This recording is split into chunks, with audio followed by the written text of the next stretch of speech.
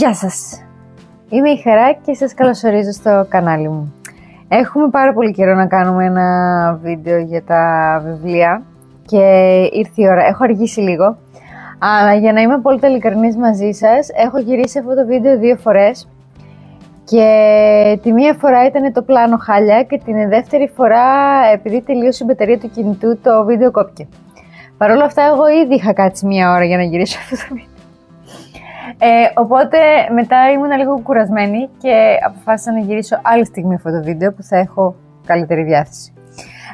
Λοιπόν, οπότε σήμερα θέλω λίγο να δούμε τα βιβλία τα οποία διάβασα μέσα στον Ιανουάριο και τον Φεβρουάριο.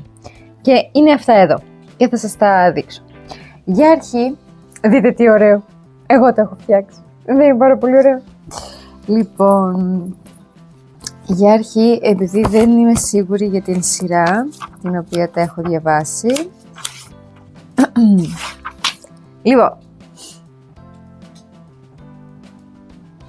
Λοιπόν, για αρχή, εγώ το πρώτο βιβλίο που ξεκίνησα να διαβάζω ήταν το Βούτυρο. Αλλά το πρώτο βιβλίο που τελείωσα είναι «Οι γάτες του Σιντζούκου», το οποίο ήταν ένα φανταστικό βιβλίο. Είναι υπέροχο βιβλίο. Και ξέρετε, οι Ιάπωνες έχουν αυτή την πολύ έντονη σύνδεση με τις γάτες και δεν είναι οι γάτες ακριβώς οι πρωταγωνίστριες, αλλά είναι πάρα πολύ ωραίο βιβλίο και είναι πάρα πολύ χαλαρό και πάρα πολύ εύκολο και σου φτιάχνει πάρα πολύ τη διάθεση και είναι και συγκινητικό στο τέλος. Οπότε είναι ένα υπέροχο βιβλίο και γενικά σας προτείνω να το πάρετε δώρο. Και για να σας πω ότι, μου το πήρε δώρο η φίλη μου η Δώρα για τα Χριστούγεννα και έτσι το πήρα και εγώ δώρο πίσω για τα γενέθλιά της. Οπότε έγινε αυτή η ανταλλαγή και είναι υπέροχο, φανταστικό βιβλίο. Μετά νομίζω πως όντως τελείωσα το Βούτυρο. Όχι. Μετά, γιατί εγώ γράφω την ημέρα που έχω τελειώσει. Όχι, ψέματα. Μετά τελείωσα. Χτύπησα το μικρόφωνο.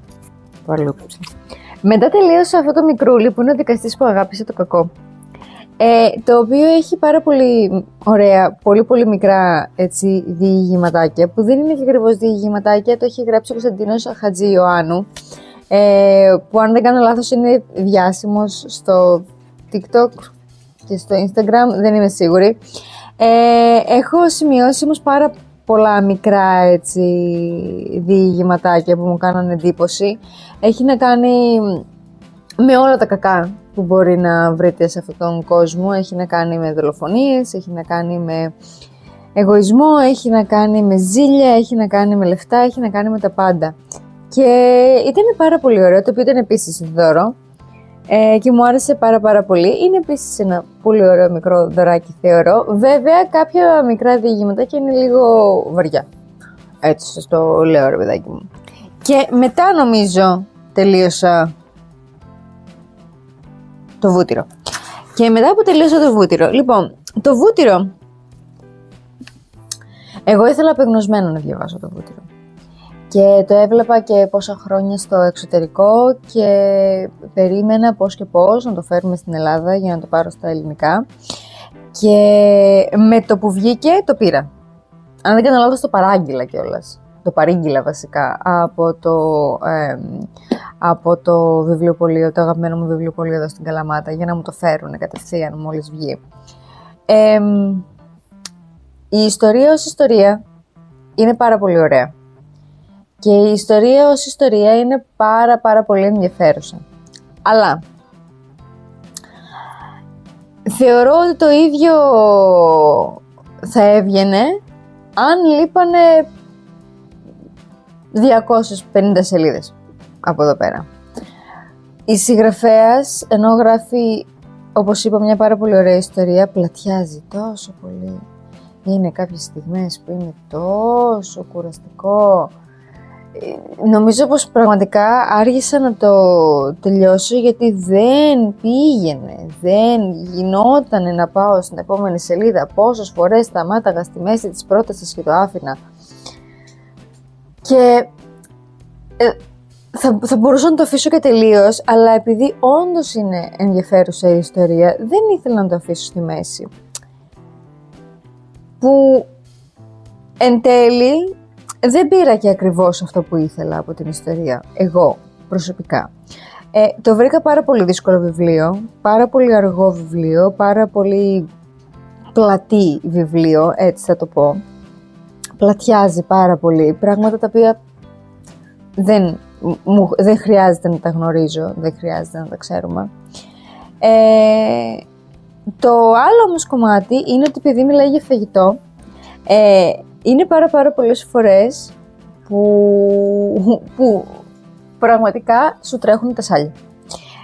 Και μην με βλέπετε έτσι αδύνατη που είμαι πάρα πολύ κοιλιόδουλη, είμαι πάρα πολύ κοιλιόδουλος άνθρωπος. Και υπήρξαν πάρα πολλές φορές που μου τρέξανε τα σάλια. Και υπήρξαν πάρα πολλές φορές που μου τρέξανε τα σάλια για κάτι το οποίο δεν έχω ξαναφάει. Και αυτό ήταν πάρα πολύ ενδιαφέρον κομμάτι. Το πώς η συγγραφέας αναλύει το φαγητό. Αυτό ήταν πάρα πολύ ωραίο. Αν θέλετε να το διαβάσετε, αγοράστε το και διαβάστε το. Είναι όντως μια πάρα πολύ ωραία ιστορία. Βαριά ιστορία. Είναι ιστορία με φόνους και τέτοια. Αλλά εγώ θα πω αυτό, ότι αν δεν έχετε πολύ χρόνο να αφιερώσετε, εγώ πιστεύω ότι θα σας βαρύνει. Θα υπάρχουν δηλαδή σημεία που θα το τραβάτε από τα μαλλιά. Αλλιώς όλα κομπλέ. Και μετά διάβασα ένα ακόμα βιβλιαράκι πάρα πολύ μικρό και το τελείωσα, μέσα σε μία μέρα το τελείωσα, το οποίο δεν το έχω αυτή τη στιγμή μαζί μου γιατί το έχω δανείσει στην φιλενάδα μου. Διάβασα το βιβλιοπόλη της Γάζας, το οποίο ήταν ένα φανταστικό βιβλίο. Εγώ δεν τα ήξερα τα πράγματα τα οποία έλεγε μέσα, γιατί πρακτικά εξιστορεί όλη την ιστορία μέσα από μία οικογένεια. Είναι πάρα πολύ μικρό, σε αγγίζει πάρα πολύ και θεωρώ ότι είναι το τέλειο δώρο. Είναι το τέλειο δώρο να κάνετε σε κάποιον βιβλιοφάγο. Θα το ρουφήξει κυριολεκτικά μέσα σε μία μέρα. Είναι πάρα πολύ ωραία επίσης ιστορία και σε κάνει να καταλαβαίνεις τι έχει γίνει παλιότερα σε εκείνες τις περιοχές. Επίσης είναι βαρύ, γιατί εξιστορεί την ιστορία και το οτιδήποτε εξιστορεί την ιστορία είναι βαρύ, αλλά και πάλι είναι ένα πάρα πολύ όμορφο μικρό αριστούργημα και σου βγάζει και μια γλύκα. Εμένα μου άρεσε πάρα πολύ. Ήθελα να το διαβάσω, πήγα στοχευμένα να το αγοράσω δηλαδή, και θεωρώ επίσης ότι είναι ένα φανταστικό δώρο για κάποιον βιβλιοφάγο. Τώρα, αυτό σημαίνει ότι τον Ιανουάριο διάβασα 4 βιβλία. 1, 2, 3, 4. Διάβασα 4 βιβλία, το οποίο δεν ήταν. Θα ήθελα 6. Αλλά με πήγε πάρα πολύ πίσω το βούτυρο. Γιατί, αν δεν θυμάμαι αν το έχω ξαναπεί, αλλά έχω 60 βιβλία στόχο αυτό το χρόνο και πρακτικά βγαίνει 6 βιβλία το μήνα. Κάτι το οποίο δεν έχω καταφέρει αυτούς τους 2 πρώτους μήνες του 26, αλλά τέλος πάντων. Θα πάω λίγο πιο γρήγορα αργότερα, πιστεύω. Και όχι. Λοιπόν, όταν ξεκίνησε ο Φλεβάρης, λοιπόν, το πρώτο βιβλίο που έπιασα ήταν αυτό. Και είναι επίσης ένα βιβλίο που έβλεπα πάρα πολύ στο εξωτερικό και ήθελα απεγνωσμένα να το πάρω. Περίμενα πώς και πώς να βγει στα ελληνικά. Θα σας προειδοποιήσω και θα σας πω ότι λίγες μέρες πριν βγει στην αγορά μας, στην ελληνική αγορά, η συγγραφέας πέθανε μόλις στα 35 της χρόνια. Συνήθως στην Νότιο Κορέα, όταν πεθαίνει κάποιος διάσημος, πάντοτε ανακοινώνουν άγνωστη αιτία. Εγώ θα σας πω ότι αν διαβάσετε αυτό το βιβλίο η αιτία θα είναι πάρα πολύ προφανής. Θα είναι προφανέστατη βασικά. Δεν είναι ένας κλασικός τύπος βιβλίου, πρακτικά είναι ένας τεράστιος διάλογος μεταξύ της συγγραφέως και του ψυχιάτρου της. Σε κάποια σημεία... δεν είπα το βιβλίο. Θέλω να πεθάνω, αλλά θέλω να φάω το κουμπόκι. Όπου, παρένθεση, στο τέλος του βιβλίου έχει συνταγή για το κουμπόκι. Οπότε αν θέλετε να φάτε το κουμπόκι, μπορείτε να το φτιάξετε. Στην Ασία και γενικά βασικά στην Ασία και πιο ειδικά στην Ιαπωνία και στην Νότιο Κορέα υπάρχουν κάποιες πολύ συγκεκριμένες, πώς να το πω, κοινωνικές καταστάσεις, θα έλεγα. Οι άνθρωποι, ειδικά στην Νότιο Κορέα, είναι πάρα πολύ κολλημένοι με την ομορφιά, με το αδύνατο, με την επιτυχία. Κάτι το οποίο δεν ήξερα πριν το βιβλίο είναι το ότι επίσης είναι απίστευτα κολλημένοι με το πανεπιστήμιο που έχουν σπουδάσει, του τύπου εγώ έχω πάει σε ένα καλύτερο πανεπιστήμιο από εσένα, οπότε εσύ είσαι κατώτερος από μένα. Είναι τόσο απλά τα πράγματα. Αυτό το κομμάτι δεν το ήξερα της νοτιοκορεάτικης κοινωνίας. Και μέσα σε αυτό το βιβλίο πρακτικά η συγγραφέας αναλύει όλα αυτά. Αναλύει το ότι θέλει να είναι όμορφη, το ότι δεν της αρέσει όταν κάποιος της λέει ότι δεν είναι του γούστου του, το φαγητό, τον σύντροφό της, μπλα μπλα μπλα, όλα αυτά. Κάποια σημεία είναι λίγο υπερβολικά, δηλαδή σε κάποια σημεία σκέφτεσαι, εντάξει, δηλαδή πόσο όμορφη θες να είσαι. Είσαι όμορφη, ωραία, πόσο πιο πολύ όμορφη, τι κόλλημα είναι αυτό. Αλλά μετά από λίγο συνειδητοποιήσω ότι απλά αυτός ο άνθρωπος σκέφτεται έτσι. Και επίσης μέσα στο βιβλίο υπάρχει και ένα πολύ μικρό κείμενο που έχει γράψει ο ψυχίατρος. Το οποίο το έχει γράψει καθαρά ως υπάλληλος υγείας, ως άνθρωπος που ασχολείται με την ψυχική υγεία. Είναι λίγο too much σε κάποια σημεία, ίσως γιατί εμείς δεν έχουμε τόσο πολύ αυτά τα θέματα στη δικιά μας κοινωνία, ή τουλάχιστον έτσι πιστεύω εγώ. Επίσης είναι βαρύ. Τι διάολο, όλα τα βαριά εγώ τώρα τα διάβασα. Επίσης είναι λίγο βαρύ, αλλά είναι έτσι ένα πολύ παράξενο βιβλίο και χαίρομαι που το έχω διαβάσει. Χαίρομαι πολύ που το έχω διαβάσει. Δεν θα έλεγα ότι είναι το καλύτερο βιβλίο για να κάνετε δώρο σε κάποιον, αλλά αν θέλετε εσείς να το διαβάσετε, το νομίζω πως είναι πάρα πολύ ωραίο. Και μετά, ήθελα και εννοείται ότι έπρεπε να διαβάσω τα ανεμοδαρμένα ύψη. Εγώ αυτό το βιβλίο το είχα έναν χρόνο στη βιβλιοθήκη μου και δεν το είχα αγγίξει με την πρόφαση ότι θα έρθει κατάλληλη στιγμή, μέχρι που ήρθε κατάλληλη στιγμή, γιατί το Φλεβάρι βγήκε η ταινία, την οποία δεν έχω πάει ακόμα να δω. Δεν τα έχω καταφέρει. Θέλω να τη δω, δεν θέλω να τη δω. Είναι λίγο παράξενο, αλλά θα καταλήξω να τη δω κάποια στιγμή, γιατί όντως με ενδιαφέρει το θέμα. Είναι ένα κλασικό βιβλίο, θα το συζητώ. Πάρα πολλοί κόσμος το έχει διαβάσει, πάρα πολλοί κόσμος το γνωρίζει ήδη. Στην περίπτωση που δεν το γνωρίζετε, θα σας πω ότι αυτό το βιβλίο δεν έχει καμία σχέση με την αγάπη. Αυτό το βιβλίο δεν έχει καμία απολύτως σχέση με τον έρωτα μεταξύ δύο ανθρώπων. Αυτό το βιβλίο έχει μέσα πάρα πολύ σκληρά λόγια και όλο αυτό το annotation που βλέπετε είναι τα πολύ πολύ βαριά λόγια που μπορεί να πει κάποιος. Και να σας πω ότι ακόμα και τα λόγια αγάπης τα οποία ακούγονται, δεν καταλαβαίνεις ότι δεν πηγάζουν από καλό μέρος της ψυχής του ανθρώπου που τα λέει.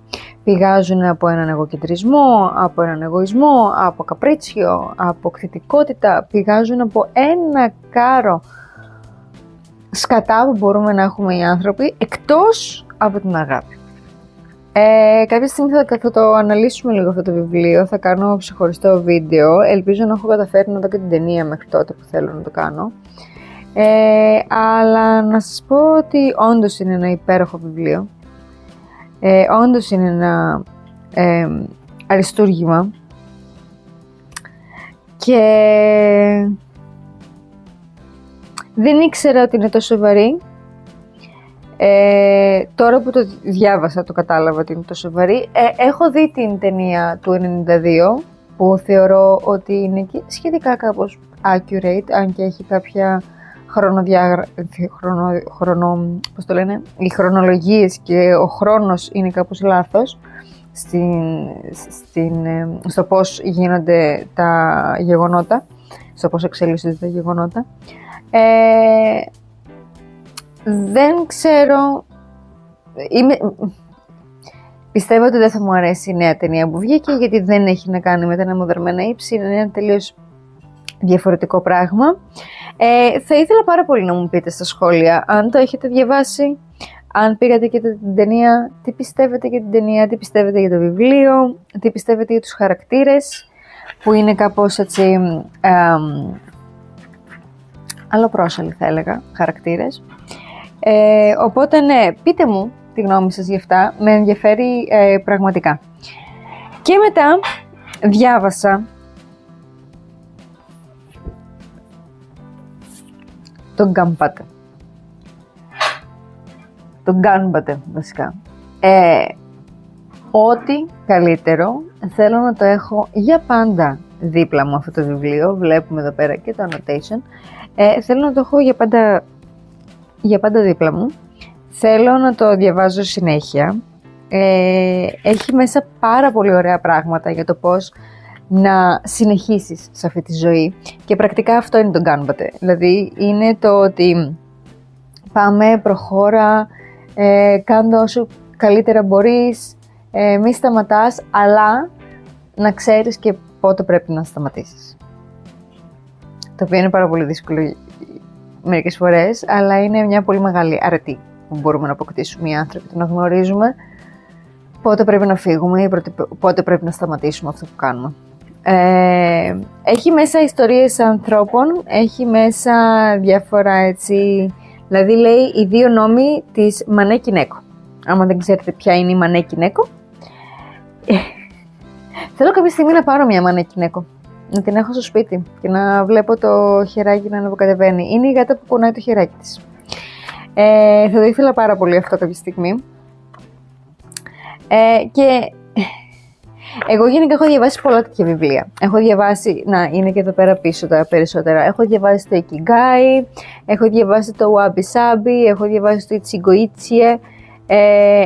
Και τώρα διαβάζω το μικρό Ikigai, το οποίο επίσης δεν ξέρω αν το βλέπετε, αλλά διαβάζω το μικρό Ikigai, το οποίο είναι πάρα πολύ ωραίο. Γενικά μου αρέσουν πάρα πολύ αυτά τα βιβλία και τα διαβάζω πάρα πολύ. Και πάντοτε παίρνω κάτι από αυτά. Και νομίζω πως είναι βιβλία τα οποία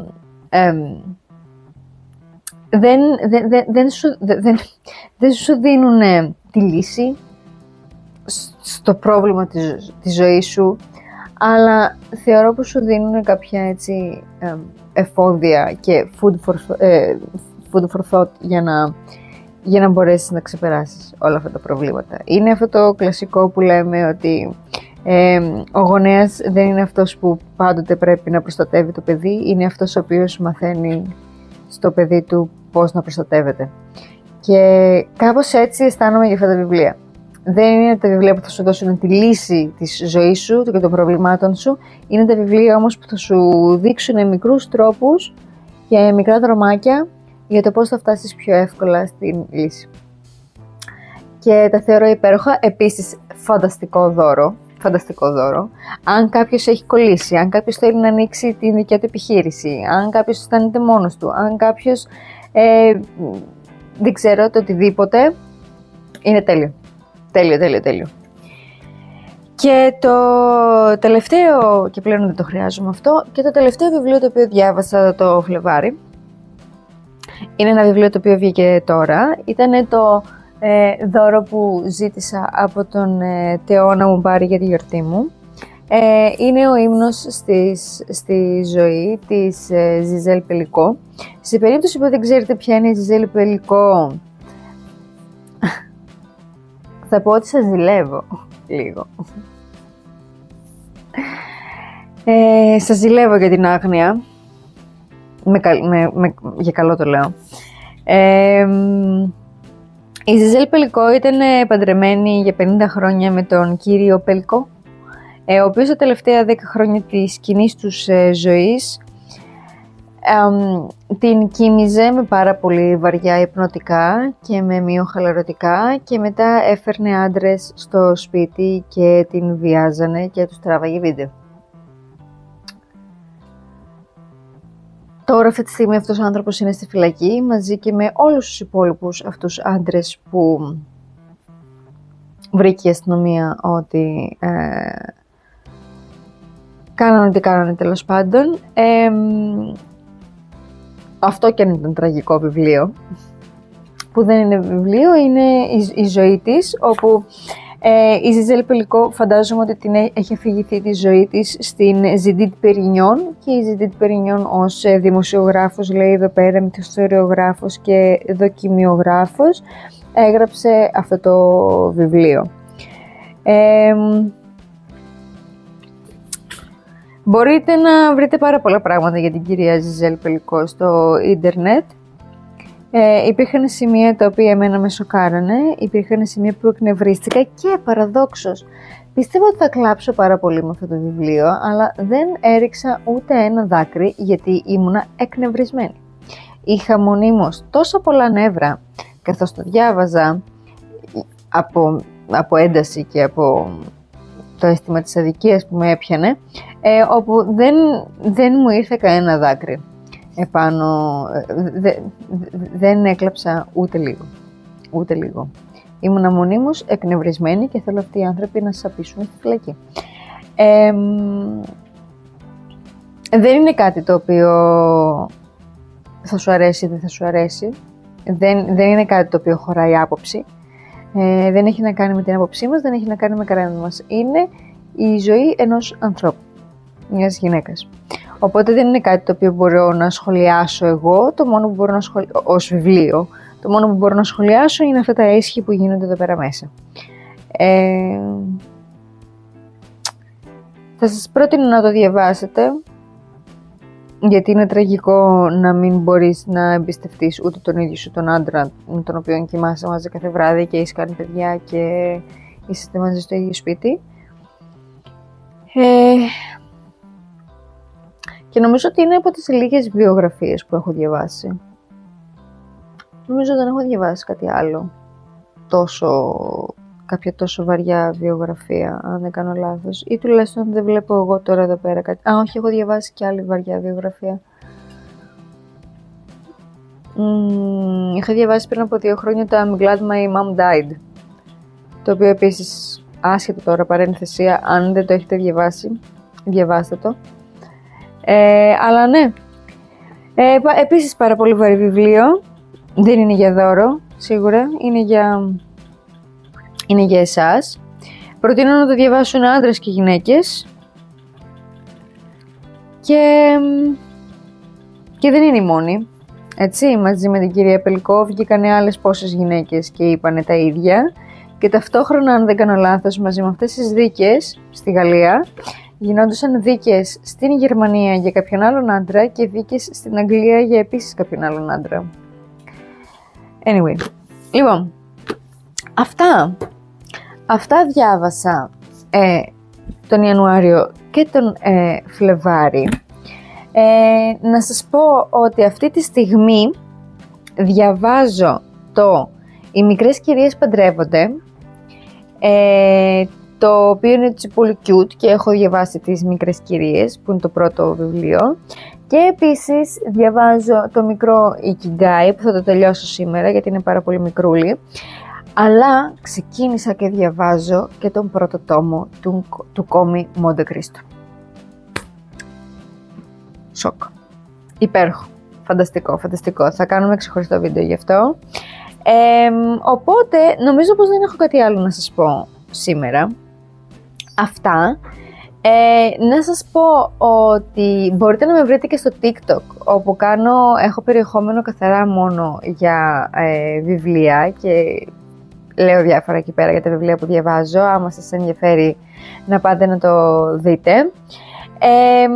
Γράψτε μου τι διαβάζετε, γράψτε μου αν τα έχετε διαβάσει, τι σας έκανε εντύπωση, τι σας αρέσει, τι όχι. Με ενδιαφέρει πάρα πολύ γενικά το τι διαβάζει ο κόσμος, γιατί είναι τόσο πολλά τα βιβλία που υπάρχουν σε αυτόν τον πλανήτη και τόσο λίγος χρόνος, που είναι πολύ ενδιαφέρον το τι διαβάζουν οι υπόλοιποι.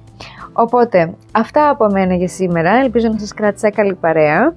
Να σας θυμίσω να κάνετε follow, like και subscribe για περισσότερο περιεχόμενο. Είμαι η Χαρά και θα σας δω στο επόμενο βίντεο. Γεια σας!